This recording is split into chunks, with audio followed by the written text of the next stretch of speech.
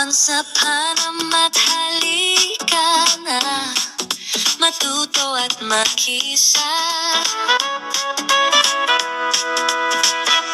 Once upon a mathalika na tayo ay magbibilang at magsasaya.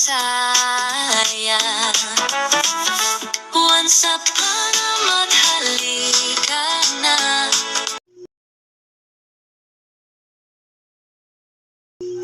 Oh, Sam! Tingnan mo ito bagong dance move ko. Ang tawag ko dito, Candy Groove. Steve, kumakain ka habang sumasayaw? Pwedeng i-TikTok yan. Siyempre naman. Pero alam mo, mas gagaling ako kapag may dagdag na candy ako. O eto, para sa performer of the day. Ganito lang. Hoy, Sammy, darling! Where's my coach? You promised, remember? Of course, I do not break a promise. Here you go. Oh, Okay na yan? this too much naman. Oh, wait. Sa'yo. Thank you! Ano na naman tong candy fest na to, Samuel? Nagpaulat ka na naman ng asukal, ha? Di ba sabi mo magtitipid ka na? Fake news na talaga. Basta para sa inyo, hindi ako magtitipid. Budget ko. Lumipas ang isang araw nang bigla na lamang nawala ang ilan sa mga candy ni Samuel.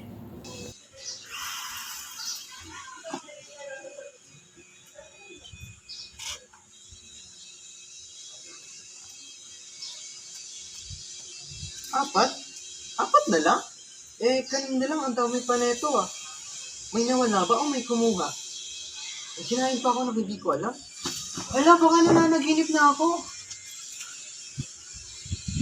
Hindi alam ni Samuel may dahilan kung bakit nawala ang mga candy niya.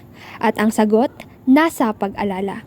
Pero mukha yatang hindi niya ito magagawa ng mag-isa. Sam, okay ka lang? Wala. Actually, may nawawala eh. Pagkain na, hindi feelings. You mean candy strap? Hindi na nga lang kasiyahan ko. Ano pa talaga? No, don't look at me. I don't do low quality theft. Sam, kung may problema ka, sabihin mo. Pero huwag kang basta-basta magbintang na lang. Hindi ko kayo pinagbibintangan. Pero, paano talaga kung may kumuha? Paano kung hindi na mabalik?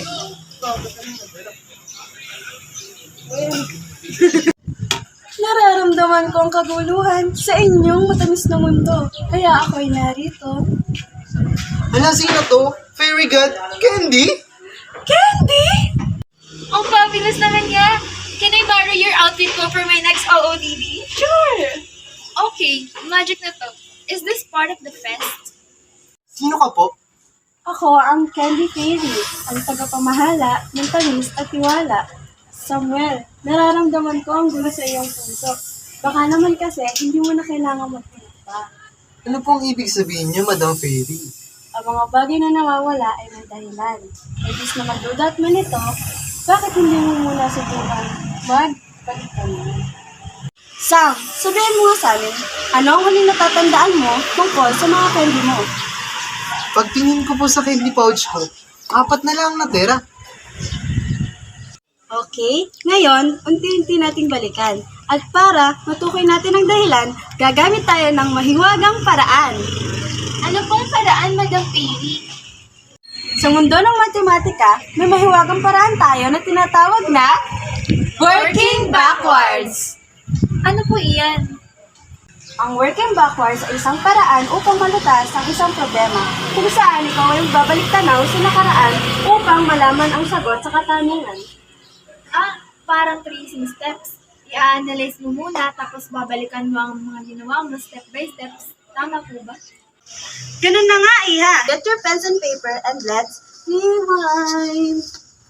Before ako dito pumunta kahapon at bago magkaroon ng 4 na laman ng aking candy pouch, binigyan ko muna ang aking kapatid ng 5.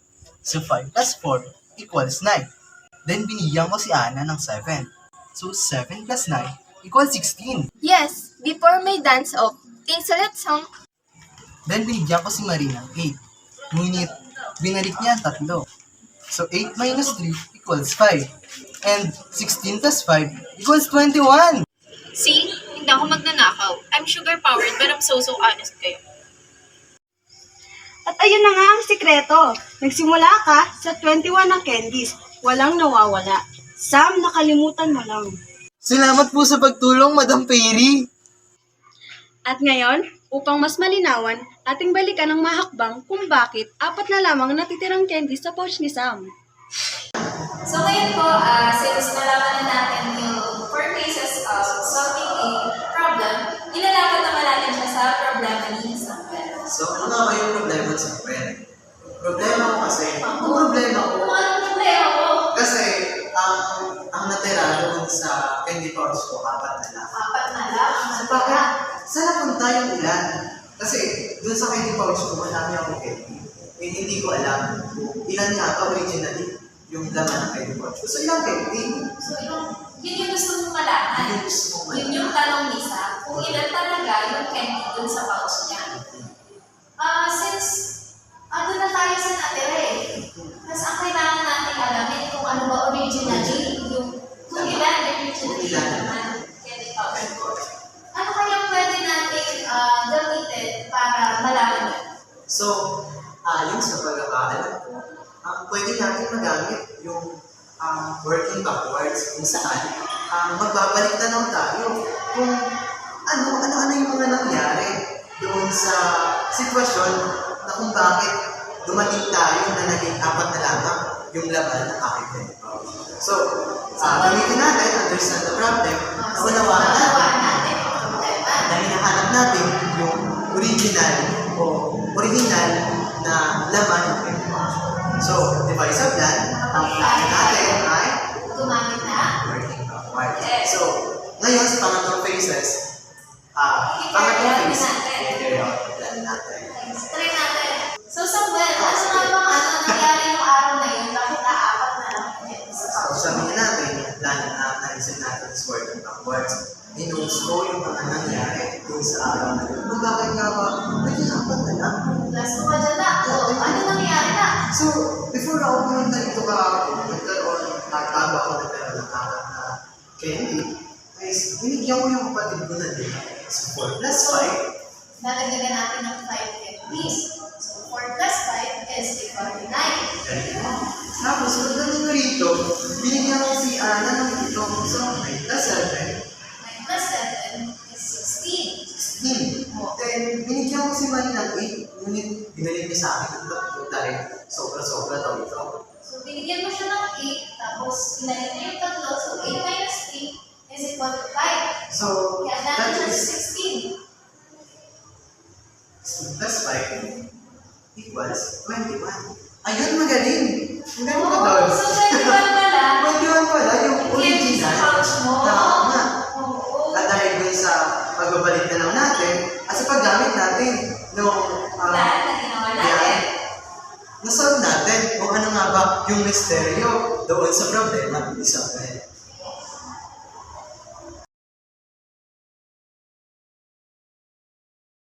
Ang totoo, ako ang nakalimot. Kasalanan ko. Sa halip na magtanong, ay agad-agad akong nagduda. Patawad mga kaibigan. Okay lang, Sam. Minsan naman lahat tayo nagpapadalos-dalos eh. Lalo na kapag natataranta tayo. Kaya kalma ka lang. Kahit naman si Batman nagkakamali minsan. Basta next time may tiwala ha. And maybe an abacus or calculator. At pwedeng-pwede mo kaming tanongin. That's what friends are for. Di mo kailangan mag-isa. Lalo na kung may pagkain ka. Masarap ang candies, pero mas masarap ang pagkakaibigan. And fine, chocolates na rin. Masarap. At doon na nga nagtatapos ang kwento. Tandaan mga kaibigan, kapag may problema sa math, minsan kailangan mo lang balikan ang mga hakbang. Dahil ang sagot, minsan ay hindi hinahanap sa unahan, kundi sa nakaraan. At sa buhay tulad ng matematika, mas madali ang lahat kapag may mga kaibigan kang handang tumulong, makinig at magsayaw kung kinakailangan. Kaya huwag kakalimutan na magtiwala, magtanong at huwag basta-basta mawala ng candy. Este ng pag-asa. Hanggang sa muli, sa mundo ng mahika, matematika at pagkakaibigan. Paalam!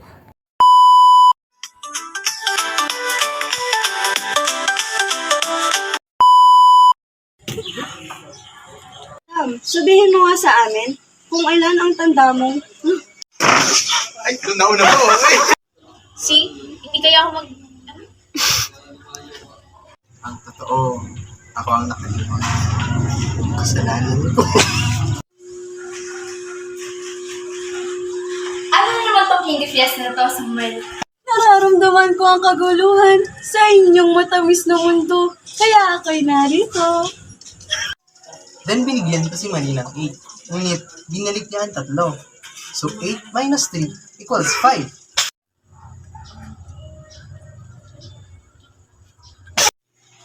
At ngayon, upang mas maunawaan ba? Pagtulong, Madam Fairy.